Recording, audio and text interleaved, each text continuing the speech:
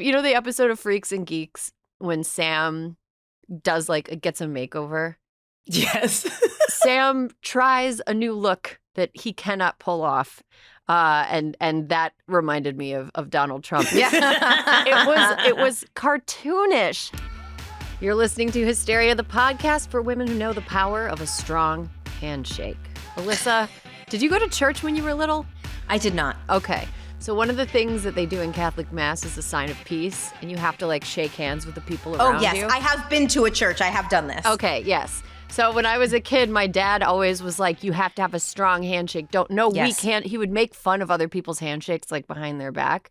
And it really ingrained in me the importance of a strong handshake. And we saw that play out Tuesday night, during the presidential debate between Kamala Harris and a confused old man who sounded like he was having trouble keeping his teeth. Feathered hair. In his mouth. Yeah, you know what?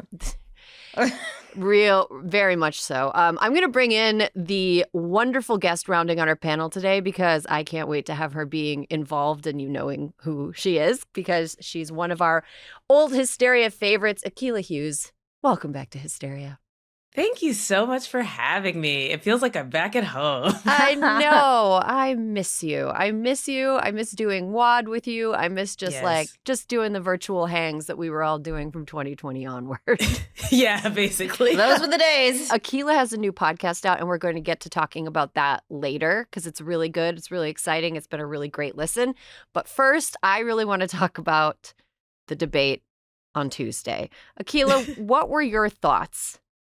Oh my gosh. Okay, so I watched it, and I'm a concerned citizen, so I wanted to hear the issues. And my thoughts were that Kamala Harris had lots to say and lots to address, and strong policy decisions, and all of those sorts of things. And yeah, it was just very frustrating to watch someone who has had the benefit of being president before, and also the benefit of almost getting to steal the presidency and not face any real repercussion for it yet, except for, being impeached twice. 34 felonies. Yeah, those 90, are there. 90 plus indictments. Yes. Right. And not a moment of jail time, which is absolutely wild. But to watch someone like that just go up there, and I think he just really thought it was going to be another one of his rallies where he could just ramble incoherently and just sort of say, we have ideas, we have plans, I'm good at firing people and win people over. So I don't know. At first it was very frustrating because I was like, oh, what a waste of everyone's time. But eventually it became fun. And that's the part that I want to talk about. Yeah, she dog walked him. Absolutely just humiliated him. You talk about him not going to jail. In the split screen of Kamala Harris and Donald Trump, he looked as though his body were a prison for him. He's sort of, the episode of Freaks and Geeks when Sam does gets a makeover. Yes. That's what his hair reminded me of. So Sam, this kind of dorky, sweet little kid, if you haven't seen Freaks and Geeks, what is wrong with you? You have to watch it. It's one of the greatest shows ever. Sam tries a new look that he cannot pull off. And that reminded me of Donald Trump. Alyssa, what were your initial thoughts? I was so nervous. I have watched many a debate. I have been at debates. I was at the debate. I remember John Kerry said something crazy and we were all backstage like, what the fuck did he just say? And what did he say? Do you remember what he said? I don't remember. It was something, honestly, either he or George Bush said something about chopping trees or chopping logs. I think that's what it was. And all of us were just kind of eating snacks in the back. And we're like, what the fuck was that? And I just felt like at one point, I'm like, Donald Trump's body person definitely just got an Uber and left, right? Who would stay around for this nonsense? But I was, I felt like I was nervous because going in, there were no expectations on him. It's if he doesn't use the C word or the N word, he's going to win and he's going to be good.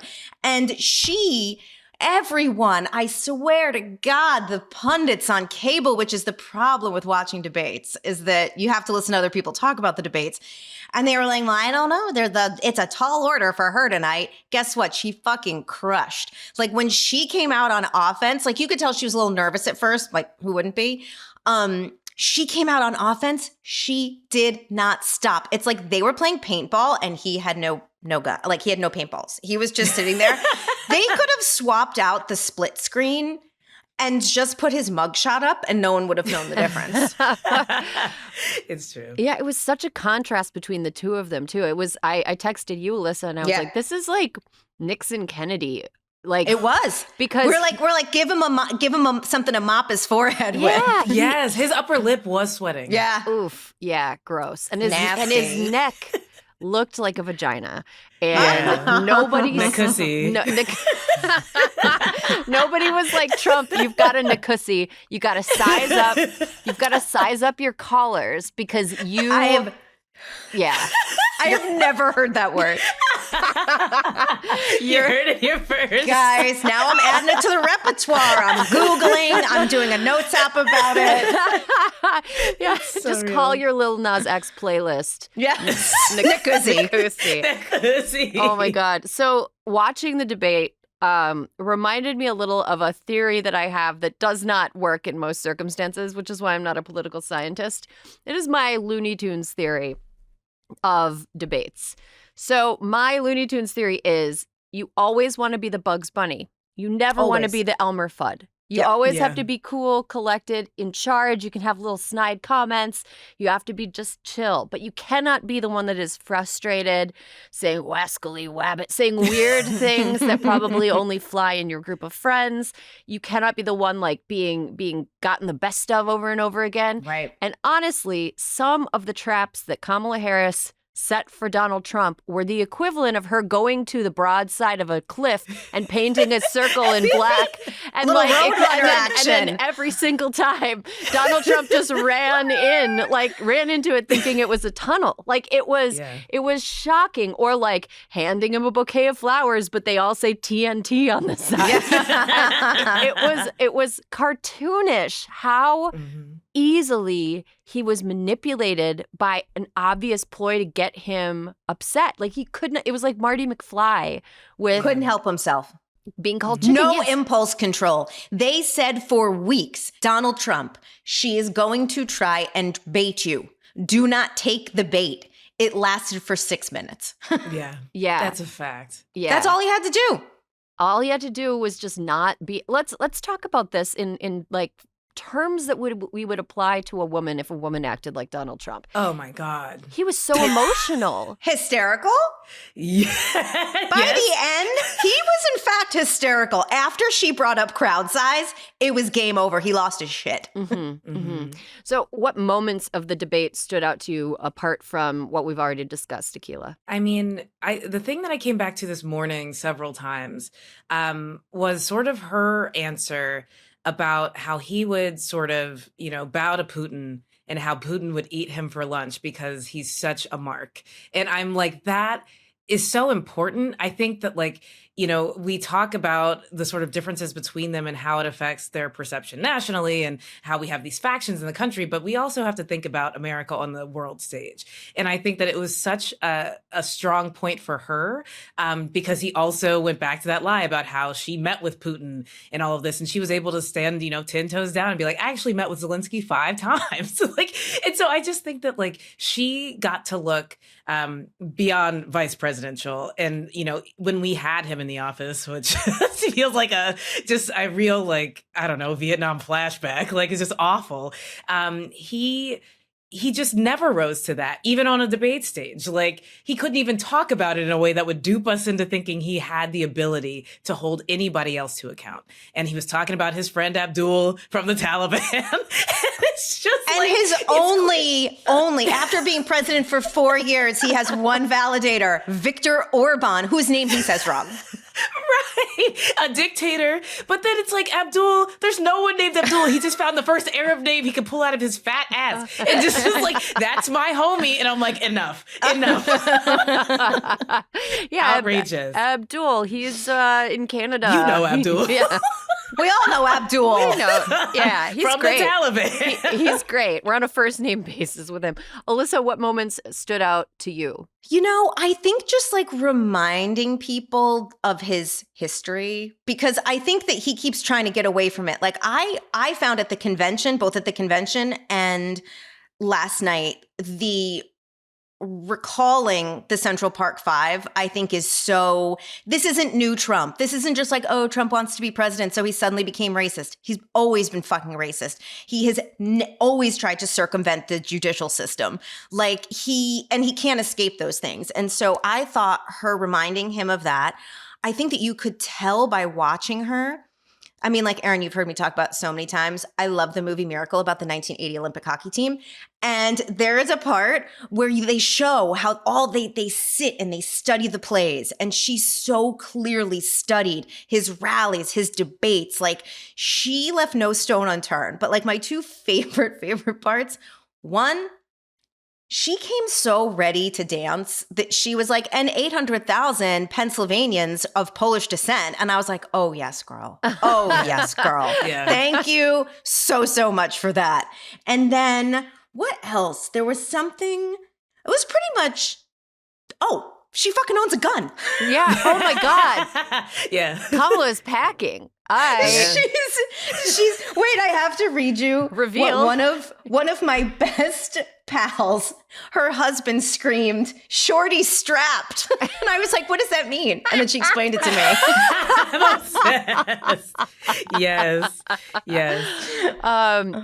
And suddenly after that moment, I was like picturing Kamala Harris at a shooting range. And I was thinking of the Olympic shooters with the like really cool gear that won the South Korean Olympic. But then also like the Turkish guy who Yeah. just showed up in sweats. I wonder what style. That's an assassin. What's Yeah, her that's style? Yeah. Oh, it's 100. He was 100% Because also assassin. we know the family gun is not owned and operated by Doug. Right. No. Right. He's not He's a gun getting guy. behind her. He's not a gun getting guy. behind her. She's like, drop it. Drop the TV. Akilah, I think your point about Vice President Harris's her ability to manipulate him is really apt, because it's like, okay, so even if you as a person watching the debate, let's say you don't know if you have like a lot of faith in Kamala as a leader, it's like, yeah, but look at how easy it is for her, who has just met him for the first time. Like they'd never met before. And she was just she was able to just play with him like putty and do all of the trick him into saying and doing all the things that she hoped he would say and do. So it's like, oof, what kind of bad deals did he, like, is that the art of the deal? Just getting manipulated? It is. And you know what I thought was so interesting too? I don't know if you guys agree. I thought that of all the people, earlier this week was the 7th presidential debate we've watched Trump do, number 7. And I thought between Joe Biden, all the Republicans, Hillary Clinton, I thought she was the most skilled debater against him. Absolutely. Totally. Absolutely. I thought it's the best performance I've ever seen from her in a debate. I think it might be the best debate performance I've ever seen. Yeah, the thing is, it's like she internalized some of the criticism that she's gotten publicly, or like some of the attack lines that Republicans have for her, like, oh, she's fake, blah, blah, blah, blah. But she did not she seemed like she was just talking. You know, she had a total mastery of everything she was talking about. Yeah, she definitely did her homework. You know what? I got more to say. You know what else makes me mad is this fascination and fixation, both by pundits, by the moderators a little bit last night, about like Kamala changing her positions. I hate this for 2 reasons. Why? In a world, we should encourage people who, when they learn more, they change their minds. That is a 100%. Fucking good thing. Mm-hmm. And the other thing is, he can't even say what he thinks about an abortion ban. Why are we hammering her about fracking? I mean, that's terrible. Hammering her on fracking. But like, why? Okay, so she holds a different position. She's been vice president for 4 years. She's seen some shit. She thinks differently now. He literally, abortion is like on the table for everything right now. And he's like, I'm it's not going to come to an abortion ban. And everyone lets him get away with that. Yeah, well, let's talk about the abortion question. We have a clip. Right. Let's listen to it and then talk a little bit more about it. Vice President Harris says that women shouldn't trust you on the issue of abortion because you've changed your position so many times. Therefore, why should they trust you? Her vice presidential pick, which I think was a horrible pick, by the way, for our country, because he is really out of it. But her vice presidential pick says abortion in the 9th month is absolutely fine. He also says execution after birth. It's execution, no longer abortion, because the baby is born, is okay. And that's not okay with me. Every legal scholar, every Democrat, every Republican, liberal, conservative, they all wanted this issue to be brought back to the states where the people could vote. And that's what happened. Now, Ohio, the vote was somewhat liberal. Kansas, the vote was somewhat liberal, much more liberal than people would have thought. There is no state in this country where it is legal to kill a baby after it's born. Honestly, I thought Lindsay Davis did a admirable job of trying to hold Trump to account and fact check him. I thought that was, I know that the Republicans are whining about the moderators, and that's a sign you lost. But she did it really quickly and neatly and didn't drag it on and get into back and forths with him and just kind of kept things moving. I thought that was like really good. But it is kind of funny that the guy who called for the Central Park Five to be executed, they were born babies. They were teens. It's like, I don't believe in executing kids. It's like, well, you were cool with it. New York do. Times had to the contrary. You actually kind of do. I think I wanted to talk a little bit more about the abortion answer that Harris had. I thought Harris's answer, which we don't need to listen to it. It just was full of empathy and care and righteous indignation, I would say. And I don't mean that in a bad way. I mean, she was righteously disgusted by some of the ways that these laws have done women dirty. And her point that the government should stay out of it, I think, is something that people on both ends of the political spectrum can agree with. Akila, did Donald Trump manage to make everybody mad with that abortion answer? I think so. I mean, we haven't even touched on his prep team for the debate because I'm like, are they all secretly Democrats? But girl, in any case, Tulsi Gabbard did not. She did him dirty. she's got to be still undercover. But I just felt like, because as a conservative, if I'm listening to this, like, you don't bring up the fact that everybody's rejecting it. Like, that's just 101. Like, don't be like, hey, so everyone in Ohio, maybe they didn't like it, and I'm naming all the states that hated it. Actually, no states liked it. No states. Right. Zero of the Everybody's states. mad. And it's also just like, I liked that Kamala Harris had so many examples about women and their experiences. But like this part that she's not even speaking that we're all picking up on is like they were impregnated by some man who also had to go through that with her. And so like he's not just alienating women. And I think that like that is probably why we're seeing all of these shifts in like the suburbs. And like, I think that he's struggling because I don't know that he even believes that it was popular, but he has to die on that hill. And so it's like, it is sort of like this horrible thing. It's just a stain that it's like, if he wanted to, there's no winning on this issue for him.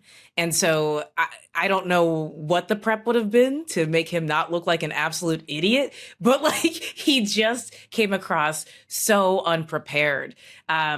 Which, again, is no surprise. But it's just like when somebody looks that prepared and then you put him, a person who is like, as if God spilled a person, like on a stage, it's just like there's no comparison. Well, and also, you know what it is? Like, Kamala Harris wasn't trying to thread a needle. She was just saying what she felt. And I think that is like the Republicans for years have tried to paint abortion as a like frivolous procedure needed only by loose women. Right. And by bringing this to the forefront and doing all these crazy things, like he brings up Kansas and Ohio, they were liberal, Donald, really? Because they got almost 60% of the vote everywhere. And you won Ohio. So like make that make sense to us. But she came loaded for bear. and she just said exactly how she felt and what she knew to be true. And the truth is, Donald Trump supports abortion because we all know he's probably paid for many. And he can't convince himself even up on stage. And so I just hope he is getting harassed by the Federalist Society, by Susan B. Anthony and her ghost and all the pals. I mean, because he satisfied nobody with those answers last night. Yeah, it was pretty bad. And I think that his attempt to kind of avoid the hard question is a testament to just how poorly that issue is going over with the American people for Republicans. Like, now if you actually try to corner them on it, they just can't give you a straight answer, because the straight answer is something that like 75% of Americans are like, you are fucking wacky. Like, that is a wacky, wacky answer. Speaking of wacky, Alyssa, is it time for Donald Trump to log off? Oh my God, absolutely. Like, honestly, he was so unhinged by the end. And then he takes to Twitter, like, Erin, I think I said to you, like, we know that a violent crime was committed against a steak smothered in ketchup last night. Like, there is no way that there's not a wall with a ketchup stain on it somewhere. And the fact that we know that, it's just like he can't handle pressure very well. No. Which is weird. And I wish everyone, look, I think that the 35% of people who are always going to support him walked away last night and were like, he's still my guy. But even some of the focus groups I watched last night, the Republicans who are still voting Trump were like, oh boy, wish he wouldn't have said some of that stuff. Wish he wouldn't have brought up eating pets. Right. That was absolutely weird. ridiculous. That was the jump the shark moment. That was, even for him, that was like, oh, you're desperate. From now on, jumping the shark is going to be called eating the cat. Like, he ate the cat at that moment. Talking about eating pets, to have Taylor Swift come out after it's all over and Just sign done. that shit, childless cat lady. Yeah. I hope. Worst day of his life. That was his 9/11. I hope 9/10 he was his not. 9/11. Do you know what? Do you remember during January 6th when J6? You mean J6? J6. Yeah. When that Cassidy Hutchinson was telling the story about how she had heard from one of the Secret Service agents that he like lunged into the front of the Suburban and tried to take the steering wheel. Yeah. 100%. If he heard about Taylor in the car last night, we're going to hear that story again someday. Oh, man. You know, J.D. Vance's humiliation, his ongoing and complete just shit-eating humiliation is very much a joy to watch. Taylor Swift signing her endorsement of Vice President Harris and Tim Walz, childless cat lady, is, God, imagine being J.D. Vance has a daughter, and like, you know, I don't want to bring her into, like, whatever, she's a kid, but imagine being a little kid and being like, Taylor Swift hates my dad. For good reason. What? Yeah, exactly. What a rough way to like just, oh, that's so rough. Like, your dad, it's like, Dad, you're ruining my life. You are ruining my life. Totally. I mean, I think as probably the biggest hater of the Taylor Swift, I have to give it up. I was like, finally, you're using your platform. This is a man who's attacking what you are. So like, I really have to give it up. I think it was really a beautiful thing to do, and the timing couldn't have been more perfect. It's like, I consider it the fatality in Mortal Kombat. Like, you've already won, and now you're eating the bones and spitting them out. It's just like that meme from The Simpsons. Stop! He's already dead. Yeah. Like, it's just, it was so perfect. But the other thing is, like, I have to give it up to the Harris Walz campaign, because they're already selling friendship bracelets that say Harris Walz. Like, they're on top of it. And so, you know, obviously Republicans never have the celebrities, but it is just sort of like the real kicker being like, that was an L they didn't have to take. Mm-hmm. Like, Right. J.D. Vance really didn't have to be so aggressive and doubling down and refusing to apologize because he hates women, you know, like, great. Now you have one of the most powerful, if not the most powerful woman on the planet at this moment, You guys, throwing it in your face. Yeah. Oprah spoke at the convention and Taylor Swift endorsed after the debate. It's it. That is the gambit. Yeah. I mean, Beyonce gave Kamala a song. Yes, that's the trifecta. That's the trifecta. Yeah, that was pretty amazing. I want to talk a little bit about some spin room moments because JD Vance was in the spin room, and I watched him answer, and it was just, if you view everything that he says about Vice President Harris through the lens of him having crippling mommy issues, it all makes sense. Like he always seems to be upset that like she doesn't have kids. He's upset that she is an authoritative woman. He's like called her she running for vice president or vice principal. It's like, well, both are positions of authority. So I guess they would probably have some similarities. And I'm sorry that it's difficult. Like what? Some lady yelled, like his mommy yelled at him too much or not enough. I don't know. But it was watching that was crazy. And then Donald Trump kind of wandering into the spin room. Like he had just spit out a bunch of word salad on stage, right? And he goes into the spin room to join all the people tossing his salad, if you will, and attempted to toss his own salad into something that made some kind of sense. It was pretty wild. Alyssa, in all of your years working in politics and being close to debates like this, have you ever seen a candidate go into the spin room afterwards? And what should we take from that? No. And, because of the three of us, I'm East Coast. And so I went to bed and I saw some of the spin room stuff when I woke up. And I was like, I wake up, it's like 5 a.m. I turn on CNN on the Sirius app. And I'm like, let's hear what's going on. And then I'm like, he went to the spin room. like I can't Hasn't he even have enough? remind me to tell you guys a really funny spin room story off camera. Okay.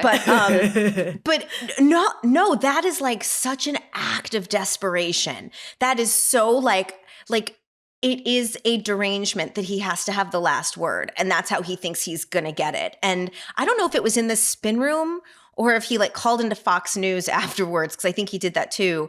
But when he was like, someone asked him about JD Vance, and he's like, I don't talk to him. I haven't talked to him about abortion or something like that. What was that nonsense? So he really hates JD Vance. He doesn't He is like him. Don Jr., you little motherfucker. You really sold me a bill of goods. Yeah. Completely agree. He got it from his dad, It's the family business to sell because women. if you think about who are the kind of people, it actually makes no sense. Who are the kind of people that Trump is drawn to? He's drawn to anyone out of central casting, right? Like Mike Pence looked like the evangelical. His generals looked like generals.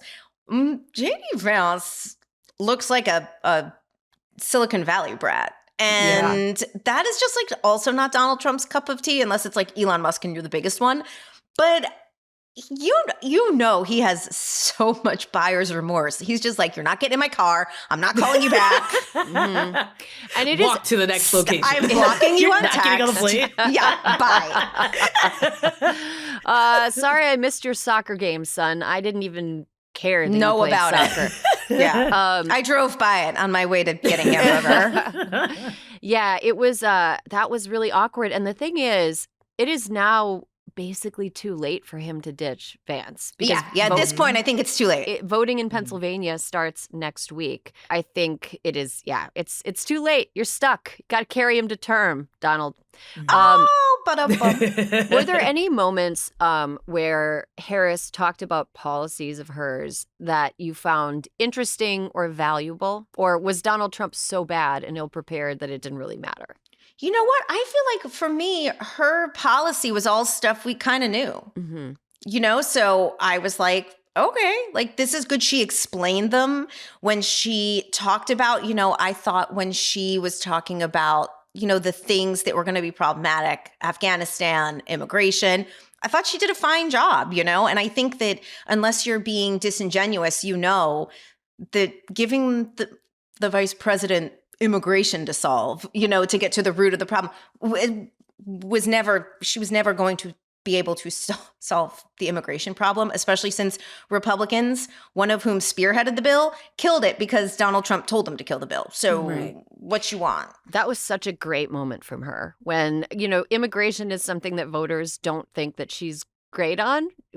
I don't know. I think voters are it's kind of stupid. Immigration's hard. Immigration is hard, but to think that Donald Trump, the cruel family separation guy.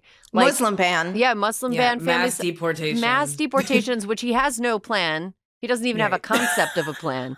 Right. He to say that he's more trustworthy on immigration is like, is he though? Like, play the tape forward, because he's not. But Kamala Harris is, regardless, looked as weaker on that issue. And she was able to immediately be like, yeah, this fucker killed the bill. He killed the bill. We were trying.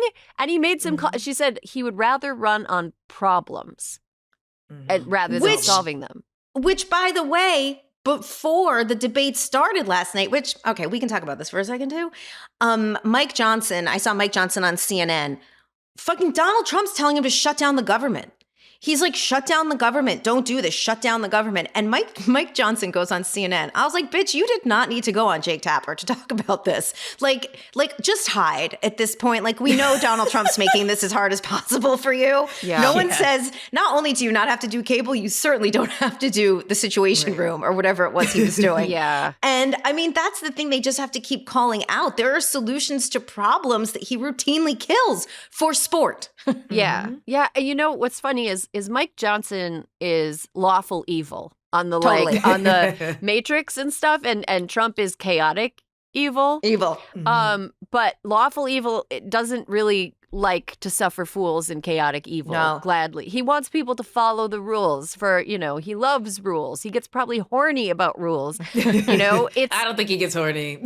No, he might. I don't know. He just looks at the rules with his son and decides with his son to show them what they are. Yeah, exactly. Gross. But it just was overall, I feel so much better after Tuesday than I did on Tuesday. I mean, can I say, I hate to interrupt, but I was on Instagram because I'm very online. And so I logged on after the debate because I had been on all of the other apps during.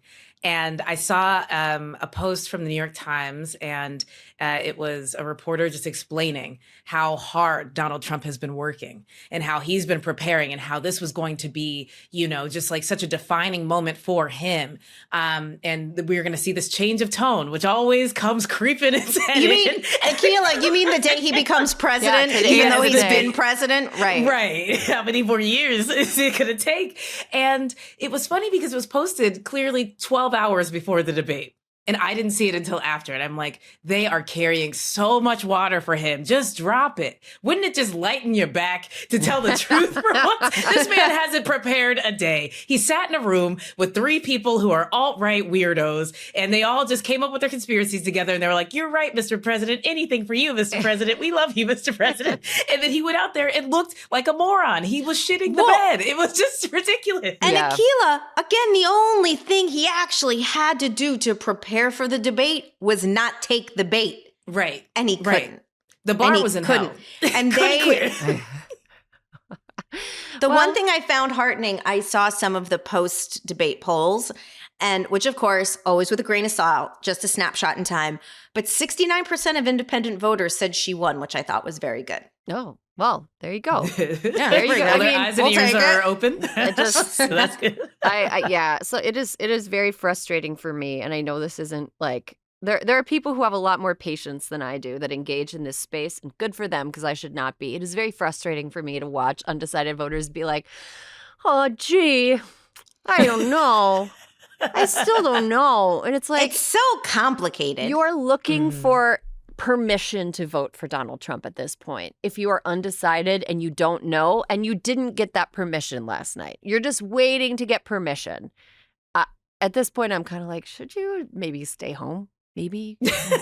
Maybe you could watch. Maybe never decide. Yeah, maybe don't decide. It's like, what do they say? The choices are Donald Trump, Kamala Harris, and the sofa. And it's like, you guys should just like take the sofa. Yeah, you know what? There's 2 Scott Peterson documentaries out right now, and they're both pretty good. You can stay home and watch them. Shockingly good. Yeah, like really, for really something good. That's been redone 100 times. Yes. It was good. Yes. Incredibly good.